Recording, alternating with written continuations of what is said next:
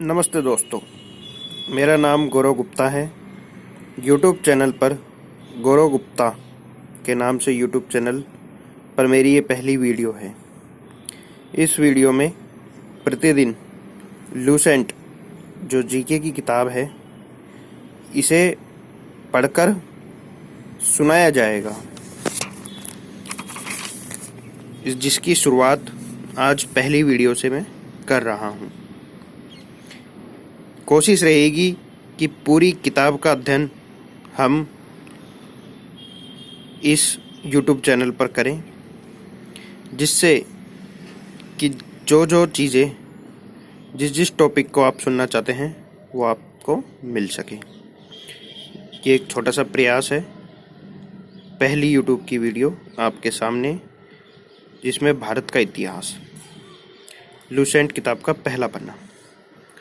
उत्तर में हिमालय से लेकर दक्षिण में समुद्र तक फैला यह उपमहाद्वीप भारतवर्ष के नाम से ज्ञात है, जिसे महाकाव्य तथा पुराणों में भारतवर्ष अर्थात भारत का देश तथा यहाँ के निवासियों को भारती अर्थात भारत की संतान कहा गया है। यूनानियों ने भारत को इंडिया तथा मध्यकालीन मुस्लिम इतिहासकारों ने हिंद अथवा हिंदुस्तान के नाम से संबोधित किया है। भारतीय इतिहास को अध्ययन की सुविधा के लिए 3 भागों में बांटा गया है: प्राचीन भारत, मध्यकालीन भारत एवं आधुनिक भारत। प्राचीन भारत। प्राचीन भारतीय इतिहास के स्रोत। प्राचीन भारतीय इतिहास के विषय में जानकारी मुख्यतः 4 स्रोतों से प्राप्त होती है। पहली धर्म ग्रंथ, दूसरी ऐतिहासिक ग्रंथ, तीसरा विदेशियों का विवरण, चौथा पुरातत्व संबंधी साक्ष्य। धर्म ग्रंथ एवं ऐतिहासिक ग्रंथ से मिलने वाली महत्वपूर्ण जानकारी। भारत का सर्वप्राचीन धर्म ग्रंथ वेद है, जिसके संकलनकर्ता महर्षि कृष्ण द्वैपायन वेद व्यास को माना जाता है। वेद 4 हैं: ऋग्वेद, यजुर्वेद, सामवेद एवं अथर्ववेद। ऋग्वेद। इससे पहले जो समय में एडी और बीसी चलता है उसके बारे में जानकारी लेते हैं। ईसा पूर्व एवं ईस्वी। वर्तमान में प्रचलित ग्रेगोरियन कैलेंडर, ईसाई कैलेंडर या जूलियन कैलेंडर ईसाई धर्मगुरु ईसा मसीह के जन्म वर्ष कल्पित पर आधारित है। ईसा मसीह के जन्म के पहले के समय को ईसा पूर्व BC before the birth of Jesus Christ कहा जाता है। जैसे महात्मा बुद्ध का जन्म 563 ईस्वी पूर्व में हुआ, यानी ईसा मसीह के जन्म के 563 वर्ष पूर्व महात्मा बुद्ध का जन्म हुआ। ईसा मसीह की जन्म तिथि से आरंभ हुआ सन ईस्वी सन कहलाता है। इसके लिए संक्षेप में ईस्वी लिखा जाता है। ईस्वी को लैटिन भाषा के शब्द एडी में भी लिखा जाता है। एडी यानी एनो डोमिनी का शाब्दिक अर्थ है in the year of Lord Jesus Christ. अब आते हैं 4 वेदों पर। ऋग्वेद। ऋचाओं के क्रमबद्ध ज्ञान के संग्रह को ऋग्वेद कहा जाता है। इसमें 10 मंडल, 1028 सूक्त, वाल खिल्ले पाठ के 11 सूक्तों सहित एवं 10,462 ऋचाएँ हैं। इस वेद के ऋचाओं के पढ़ने वाले ऋषि को होत्र कहते हैं। इस वेद से आर्य के राजनीतिक प्रणाली एवं इतिहास के बारे में जानकारी मिलती है।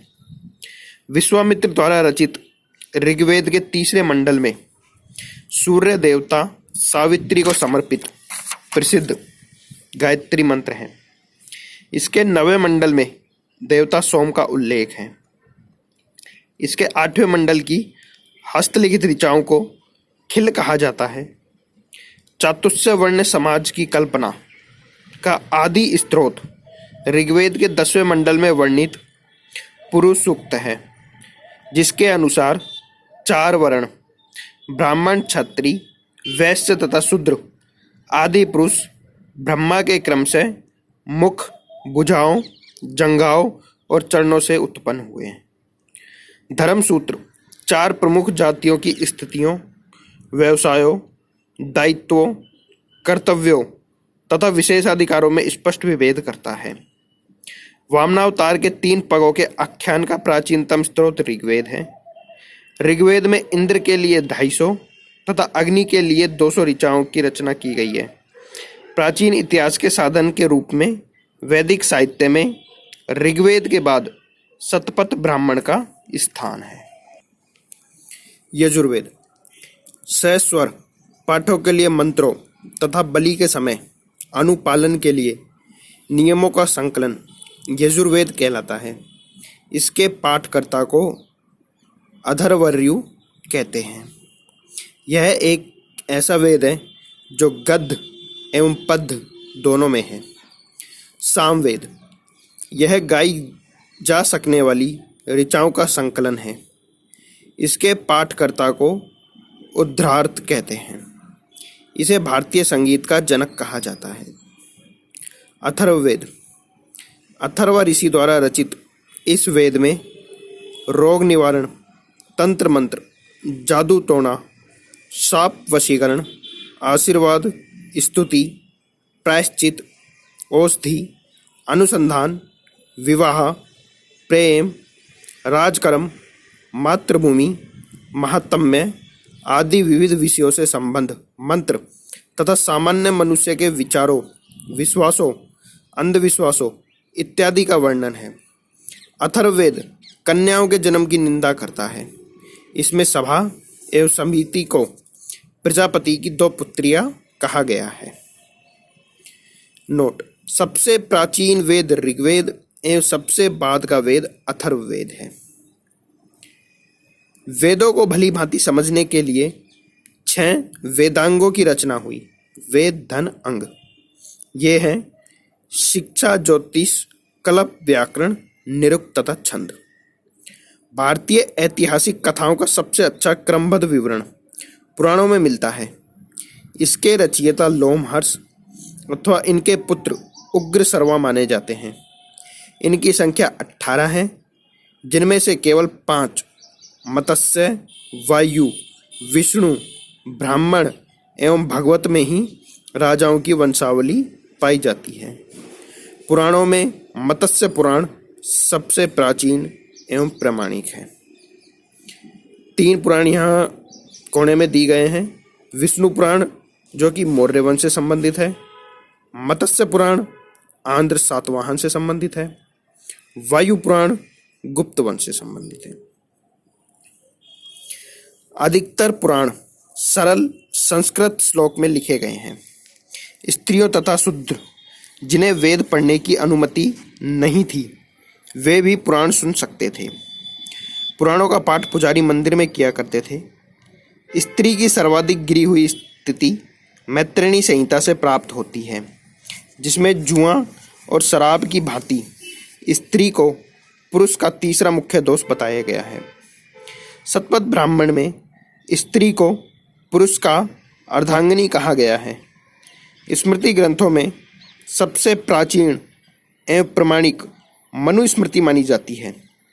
यह शुंग काल का मानक ग्रंथ है। नारद स्मृति गुप्त युग के विषय में गुप्त युग के विषय में जानकारी प्रदान करता है। जातक में बुद्ध की पूर्व जन्म की कहानी वर्णित है। हीनयान का प्रमुख ग्रंथ कथा वस्तु है, जिसमें महात्मा बुद्ध का जीवन चरित्र अनेक कथानकों के साथ वर्णित है। जैन साहित्य को आगम कहा जाता है। जैन धर्म का प्रारंभिक इतिहास कल्प सूत्र से ज्ञात होता है। जैन ग्रंथ भगवती सूत्र में महावीर के जीवन कृत्यों तथा अन्य समकालिकों के साथ उनके संबंधों का विवरण मिलता है। अर्थशास्त्र के लेखक चाणक्य, कौटिल्य या विष्णुगुप्त हैं। यह 15 अधिकरणों एवं 180 प्रकरणों में विभाजित है। इसमें मौर्यकालीन इतिहास की जानकारी प्राप्त होती है। संस्कृत साहित्य में ऐतिहासिक घटनाओं को क्रमबद्ध लिखने का सर्वप्रथम प्रयास कल्हण के द्वारा किया गया। कल्हण द्वारा रचित पुस्तक राज तरंगिणी है, जिसका संबंध कश्मीर के इतिहास से है। अरबों की सिंध विजय का वृतांत चचनामा लेखक अली अहमद में सुरक्षित है। अष्टाध्यायी संस्कृत भाषा व्याकरण की प्रथम पुस्तक के लेखक पाणिनि हैं। इसमें मौर्य के पहले का इतिहास तथा मौर्य युगीन राजनीतिक अवस्था की जानकारी प्राप्त होती है। कात्यायन की गार्गी संहिता एक ज्योतिष ग्रंथ है, फिर भी इसमें भारत पर होने वाले यवन आक्रमण का उल्लेख मिलता है। पतंजलि पुष्यमित्र शुंग के पुरोहित थे। इनके महाभाष्य से शुंगों के इतिहास का पता चलता है। ये थी दोस्तों आज पहली वीडियो। दूसरी वीडियो में हम विदेशी यात्रियों से मिलने वाली प्रमुख जानकारी साझा करेंगे। नमस्कार।